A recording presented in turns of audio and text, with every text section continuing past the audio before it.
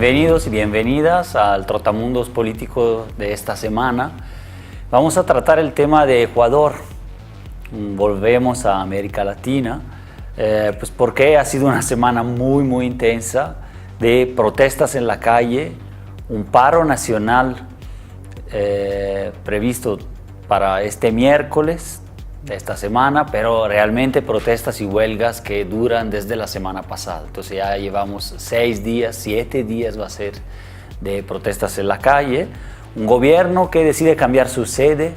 de Quito a Guayaquil, el ejército en las calles en un estado de emergencia o de excepción decretado por Lenín Moreno, el presidente,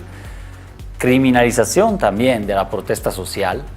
y de los sectores que están en la calle, en fin, una semana muy convulsa y tratamos de explicar qué está pasando en Ecuador y por qué está esta situación ahí, ¿no? Hay un momento en que el presidente Lenín Moreno, que llega como en 2017 a la presidencia implicando una continuidad, se presenta como continuidad con el correísmo, con la presidencia de Rafael Correa, la presidencia de izquierda, pues empieza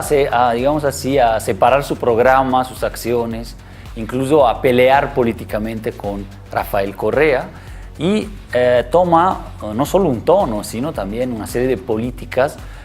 más apegadas a lo que era la política dominante de los años 90, el neoliberalismo. Y en ese sentido toma un acuerdo con el FMI, el Fondo Monetario Internacional, para un crédito de más de $4.000 millones a cambio de una serie de políticas económicas que dicta el Fondo Monetario. Eso no es nada nuevo en América Latina, es parte de una historia que ya conocemos bien, en que poco a poco van escalando los compromisos crediticios con las instituciones internacionales, pero también disminuyen los márgenes de maniobra de las políticas y se imponen ciertas políticas muy dolorosas en general para las clases populares, ¿no? Entonces es más o menos lo que está pasando en Ecuador y básicamente este acuerdo crediticio implica que el gobierno aplique un plan de reducción de salarios, reduzca vacaciones a los funcionarios públicos y lo más controversial es que ha habido también un gasolinazo, como le diríamos aquí en México, o sea, un aumento del precio de la gasolina de más del 120%, de un día para otro, de manera así chocante e inmediata, cuando se hubiera podido prever un plan progresivo, escaloneado para llegar a ese resultado, pero de todos modos se eliminaron de plano todos los subsidios a la gasolina en Ecuador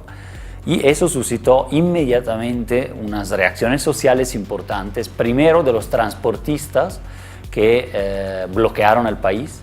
y su huelga duró en realidad 48 horas la semana pasada, pero ya para el fin de semana estaba retirada esa huelga, ese paro, pero mientras tanto se estaban sumando y se sumaron los estudiantes, los sindicatos, el Frente Unitario de Trabajadores, la CONAIE, la Confederación de Nacionalidades Indígenas, que representa un sólido, fuerte y grande movimiento indígena en América Latina y también, claro, en Ecuador. Y entonces se fueron a las calles también, ya extendiendo la protesta de alguna manera a lo que llaman el paquetazo del FMI para Ecuador.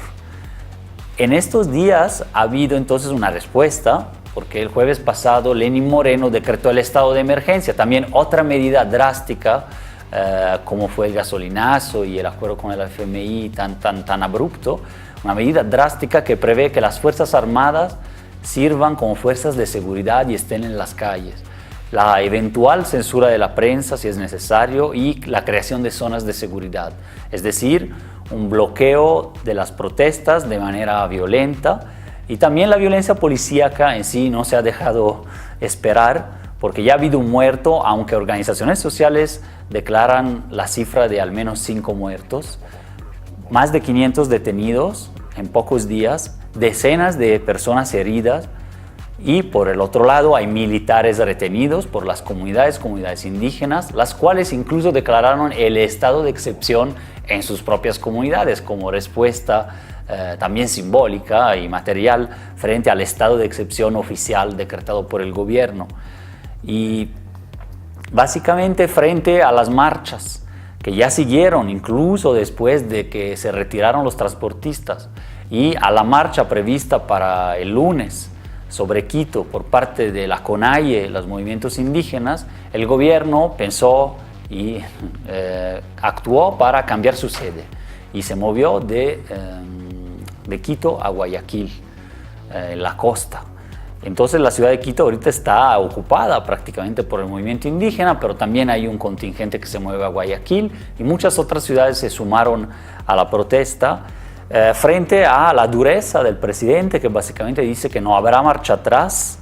en el paquetazo, como ya le llaman los movimientos sociales de oposición. Incluso denuncia al presidente rodeado de militares en la televisión, justo anoche también. Denuncia un complot por parte del presidente de Venezuela, Nicolás Maduro, y del expresidente de Ecuador,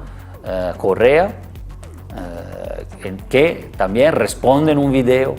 pues, claro, rechazando esas acusaciones, y también el partido de Correa, Compromiso Social, más bien sale en defensa del expresidente. Entonces ahí se ve la disputa política que hay detrás entre el expresidente y el presidente actual. El presidente actual también denuncia un plan de desestabilización, como si el movimiento indígena de la CONAIE, que también ha protestado contra Correa en el pasado, fuera una especie de títere, denunciando incluso que hay sectores indígenas manipulados, ¿no? Son acusaciones clásicas a los movimientos sociales de protesta por parte de los gobernantes, entonces las vemos aquí repetidas. Correa pide nuevas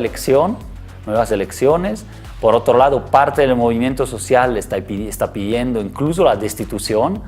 de Lenín Moreno. Recordemos que tanto en los 90 con el presidente Bucaram como en el principio de los 2000 con Lucio Gutiérrez sí hubo destitución del presidente con movimiento social en las calles. Entonces sí se logró. Entonces no son antecedentes, como decir, tan lejanos como para no pensar que Lenín Moreno también pueda ser destituido, y de hecho por eso también creo que cambió la sede de donde despacha el gobierno a Guayaquil para estar más protegido ahí que en Quito, ¿no? Entonces el paro nacional sigue.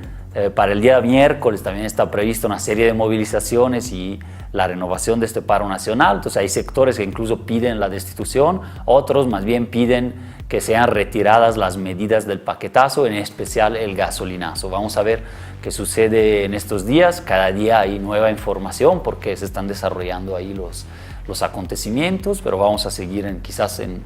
próximas ediciones del Trotamundos Político. Muchas gracias y hasta luego.